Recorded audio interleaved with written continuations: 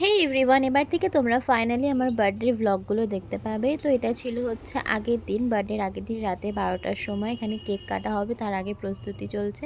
তো এখানে কেকটা ভাবছে এত সিম্পল কেন, না এর উপরে ফন্ডিং দেওয়া রয়েছে, আর সেটা যেহেতু ফ্রিজের বাইরে রাখতে হয় তো এটা নর্মালি দিয়েছিল দিদি, আর উপর থেকে বলেছিল লাগিয়ে নিতে।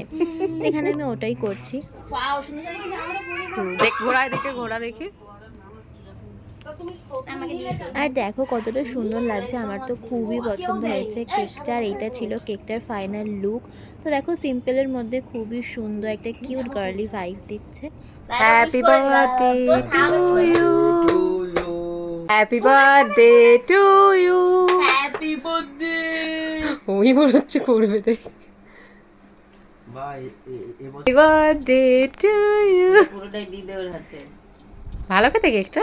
পরের দিন সকালে আমরা সবাই মিলে রেডি হয়ে নিয়েছি এক জায়গায় যাব বলে।